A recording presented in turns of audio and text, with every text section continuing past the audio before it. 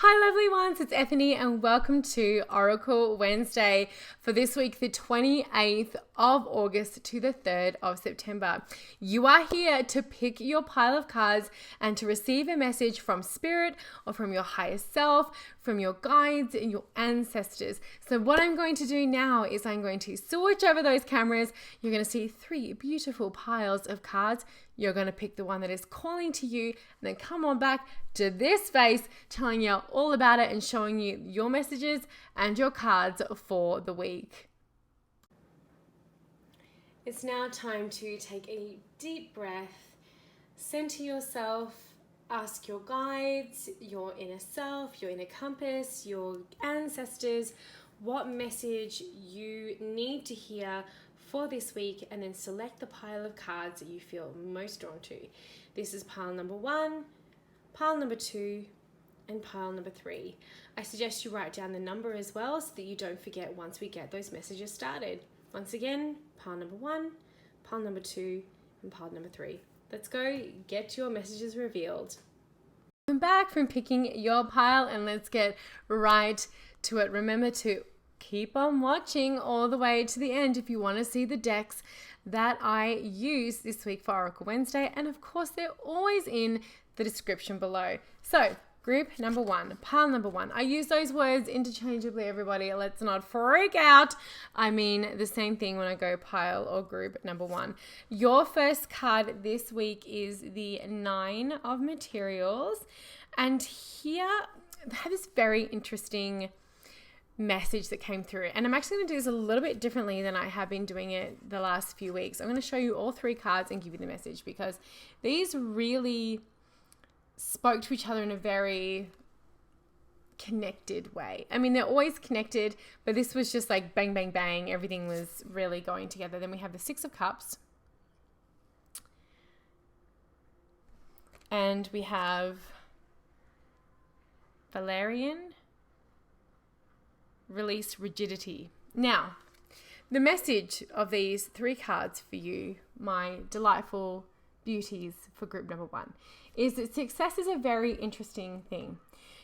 You are the only one that can define what success is for you. The 9 of Materials is a card of standing on your own 2 feet, having success, enjoying what you have. And this really spoke of success, really looking at where that's coming from. So if you really feel as though you need to keep up with the Joneses, or you need to have the latest thing because someone else has the latest thing, that is not real success. That is you running in a race that you have not determined the rules to. You have really barely signed the contract to say you want to do it, but you're still doing it anyway. You're not doing it out of like, success means to me that I can, so for example, success for me means that I can pick my son up at school every day. I can drop him off and pick him up, and I can go to his sports days or whatever he needs. That's success to me. If I have built my business, which I have, and my practice in a way that that is what I can do, I can be there for my son, that's success to me. I don't need to be driving a Maserati and have diamonds on every finger to feel like I am successful. That's not my level of success. I don't need to keep up with anything that's going on anywhere else that any industry wants me to buy into believing that I need to be successful. I have determined what my success is. And if you have picked pile number 1 this week, you are being asked to define what success is to you, not what you were lacking or what you felt you needed in your childhood, or like these crazy things that some other generations. I mean, we are living in a time where so many of our necessities, especially if you live in a place like I do, like in Canada, so much is, you don't have to worry about clean water. It comes out of your tap. You know, like, we are so blessed. We should be really redefining the world in which we live in to really reflect our deep desires, and not what industries want us to believe to be important, because we can actually do that, and not from childhood memories of maybe not having enough, or feeling as though you have to placate the neighbors or impress somebody else, or this illusion of what success actually is. It's not about having those rose-colored glasses on and seeing things from a distorted perspective, which is all what this card can mean. It's about having an open, kind heart and really knowing the heart of who you are so that you're choosing the level of success that feels right and feels good to you. The Nine of Pentacles, or the Nine of Materials in the this deck, the Muse Tarot, is one of my favorite cards in. It's like been my card of the year for, I think, 2 years now, because I am someone who runs my own business and I am someone who is a single mom. I take care of my kid, you know, I mean, his dad is also, you know, great and he's here, but I, you know, when the child is with me, my son is with me. So I see that, I really identify with that. And then we have the Valerian, and the final message for the Valerian, if we're going to, there we go, focus, release rigidity. Look at that ginger little kitty cat, so freaking cute. Is there is more than one way to be successful and to relax. You know, often when we're chasing the dream, when we're chasing the chasing our vision, when we're going after our goals, which is like go, and I get it. I have been there. I have lived the thing. I know exactly what that feels like. But don't ever forget to take a little cat nap, rest, relax, recharge, and keep going. And you know what? If your level of success is to have, you know, 7 figures in the bank and to chase that money and to live large and whatever it is, hey, if that feels good to you, go for it. I'm not here to shame you in your money stuff. I'm not about that life. I'm about everyone having what they feel good about in their soul and that there is enough to go around. The key to this message this week, everybody, for group number 1 is that you choose what success looks like to you, and you get to choose how in which you do it. What is the driving force of your goal setting and what you're doing in life? That's number 1. Group number 2. Well, group number 2, there's no way to really say this nicely. You have all been overdoing it just a wee little bitsy this week, and you have been asked to pump the frickin' brakes. The first card that you have here for group or pile number 2 is the Devil. And this is not the big, bad, scary thing that Christian mythology wants you to believe. This is our connections to the material world. This is excess and overdoing it. This is being very bloody indulgent. And you have been a little bit indulgent. I'm trying to get this thing to focus. Whether that's being indulgent in... It was doing it so well in the last one. Hello, camera. I think that's as good as we're going to get there. Maybe I'll hear back here. So whether it's like indulging in spending too much money, whether that's been indulging in staying up too late, whether it's indulging in drinking a couple of glasses of wine too much at night that we shouldn't be doing, whether that's eating the rich food, or, you know, there are loads of ways that we can indulge. Whether it's indulging someone's bullshit, there are loads of different ways that you could be indulging. But group number 2, you have been too much excess, too much of the thing. And if I was going to be picking a pile this week, it would have been number 2. I have been doing it. So it's time to pump the brakes. Do not get manipulated or stuck in the story and trying to patch it up with overdoing it in some way through this Devil card, because it's just going to absolutely bite you in the tail. And we nearly had an accident. And since watching Netflix's Lucifer, and I think it was such a beautiful iteration of the Devil and how they did that. I really enjoyed the embodiment of the Devil in that series, which is still going. It has definitely, just go and watch it if you find this card to be confronting, because I found that even though the Devil card has never been a scary one for me, it's been an interesting thing. No surprises, your second card here, for those of you for pile number 2, is the 2 of Pentacles. We're now looking at balance. Things have got to kind of start to even out a little bit. And even though we see here balance, this is not the card of justice where there's a more stricter balance in place. The lamina set here is still a little bit uneven, right? That's not an even kilter. And the waves in the background there are some waves that are higher and some waves that are not. This card though, that condom hat, it kills me. It's like, you can't tell me that's not a condom or a thimble hat. It is just ridiculous. It's so Get it? Condom hat, ridiculous. It's so funny. I say ridiculous all the time, and I didn't mean to say that in conjunction with the condom hat. See what the devil's doing? It's making your minds dirty, or at least mine. To get some budgeting, getting some budgeting in. Get a budget in place. Make sure you're not sabotaging yourself, okay? Yes, you can roll with the punches. Yes, you're very capable of doing all those things, but don't make your life harder than it needs to be just for the sake of the fact that you're making yourself feel better, or you're just talking yourself into the indulgence. It's kind of not doing you any favors, and it's certainly not going to in the future. I need to listen to myself on this one. And then we have distill yourself and time as your last card here. This beautiful labyrinth of these gorgeous thyme branches, leaves and flowers. And this is like pretty much, don't let the shiny things distract you. Get back to the core of yourself. You know, if you are feeling as though you're kind of going a little bit too much one way with your life, bring yourself back to center. Come back to the middle. Ground, center yourself. And this is what the beautiful little labyrinth is. It's like, go back to the heart of who you are, and don't let all these external shiny things or band-aid approaches be the thing that is leading you to making your decisions, because that's not going to get you where you need to be this week. And you need to get back to what's important. Sometimes it is going to be treat yourself, which is one of my favorite things, or it is going to be, you want that glass of wine, or I don't drink wine, but whatever it is, sometimes you do need those indulgences, but just watch how much of it you are actually imbibing. And as you all know, I do actually take notes because I do channel these, so I'm just flipping over my page. Group number 3, your first card this week is the Ace of Emotions. I love this card. I have the unboxing of this deck on my channel. It's like that when you come up for air, but it's just so gorgeous. And that also catching in your breath sometimes when you have a new idea. I've definitely had that.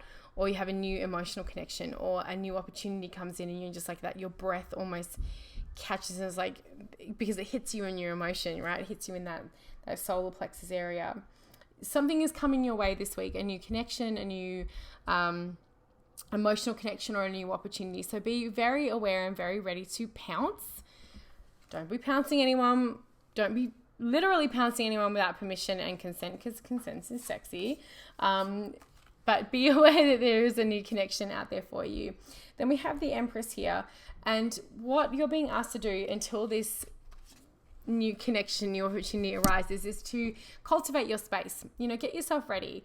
And what that means is like act as if. So and it doesn't mean go and do anything silly like spend all the money and set up a shop because this new opportunity is coming. It's not about that. It's about allowing yourself to be in sacred space, to be in a really good headspace when this comes along. It's like maybe you've got a few things on your to-do list that have been on that bloody to-do list forever. I know I have been like, I finally did a few things today, like listed a few things on Craigslist and got some stuff ready for charity to donate, because it's been on my list of things to do forever, and I finally did them today. Things like that to get your space ready. Get your sacred space, get your house in order in a way that you are going to be ready for that opportunity when it comes in, and you're going to be tripping all over your to-do list or the things that you haven't tied up and taken care of to make the most out of this opportunity. It's no fun if that's what you're having to do. And then nourished, when you explore your new opportunities, you're going to be in a really good headspace about it and be in a really embodied place. The Empress is such a beautiful card of abundance and being in the good place about it all, like feeling really good about everything in life. And then your final card is connected to your heart. So we have another heart card here, center and ground in red clover. Little bees, how much I love bees. So this is a very emotionally charged reading this week for group number 3. That opportunity is coming. That message, that time, that connection, that what you've been waiting for is coming. Please, and I know I'm going to sound like the preachy tarot mum that I am, please take care of your mental and emotional landscape. tend to yourself. Grounding and centering is never a bad thing. And here was the message from Red Clover. When you have a strong center and are grounded, every decision you make will allow you to make it as authentically as possible, and you will be able to enjoy it as much as you possibly can. And that's what this reading is about this week. It's coming, I'm telling you. So it's now time to get everything in place and ready, and nourishing yourself through grounding and centering practices so that you can make the decisions when it arrives through a center of authenticity and making the most out of it. Those are your messages, everybody. Pretty good week for everybody. I mean, I know, a few of you are probably like, you kind of read me a bit for spending a bit too much money or whatever it may be, but, that is the way of it. So what decks did I use this week? I'm going to quickly go through the decks that I used this week. The first one is the Muse Tarot by the amazing Chris-Anne Donnelly. This is the Muse Tarot and her Light Seers Tarot I've been using them since I got them. It's very, very, very beautiful. I have unboxings of both of these decks on my channel. They're brand new, so you'll be able to find them very, very easily if you want to look through them. This has fast become one of my favorite decks to work with. I love those dominoes of that 3 of inspiration. She's so clever. I know the light is not fabulous here tonight, everybody. I am very, very aware of it. So that's why I'm only going to quickly go through this. You're better off going to have a look at my unboxings there. But I do know you always like to know what decks I'm using. The second one is the Albano White Weight Tarot. So it's Rider-Waite-Smith. It's US Game Systems. This I got after working with a student of mine for the tarot certification. She was using this, and I've seen this around, but a couple of cards came up in that reading, and I was just like, I need to have this coloration of the Rider-Waite-Smith. I don't have an unboxing of it. Basically, I got this deck on Saturday, and then I went to that pirate party that a bunch of you saw from my on my to roll upside down of my Facebook. That's really annoying. And I used this deck in the readings that I did for the party. I love the colors of this deck so much. Some of them are very similar, but you'll find that other ones have a bit more of a rich color. I love that it's you can't really see it here, but all the cups have this beautiful blue in the background. The pentacles have these, that's actually green. It's just my camera's making it look a little bit yellow, and all the yellows. It's a beautiful, beautiful set. So I got this, and now I just can't stop using it. And the third one is the Illustrated Herbery by Mia Toll. This went off like pork chops this year, didn't it? I saw everyone with this. There was actually going to be a collector's edition, because what happened was at the back of the book, you had the cards, and you had to take them out and peel them perfect, you know what I mean? Separate them. And so then what would happen is you kind of got these chips on the cards. I don't know if you can see, but see these little dots here? That's from where, so it's not great, but because these were so popular, the backs are so beautiful, the publisher is making a collector's edition where you actually get the cards proper. My poor puppy. He's not very happy with me at the moment. He wants to go for a walk. And I want it. So whoever works, Mia, if you ever watch this, and the people at story.com, send me your goodies. I have not done an unboxing of this because it wasn't really a deck. It was a book, but if they did, and there was an issue with the elemental symbols on here as well. I don't care. It's really beautiful, but I would do an unboxing if I finally got the. I'm not sure if I'm going to get the collector's edition, but if someone wants to send it my way, I'll absolutely do a walkthrough. They're doing the Beastery and the Crystal. I don't know what they're called, the Crystal Lorry or whatever it is.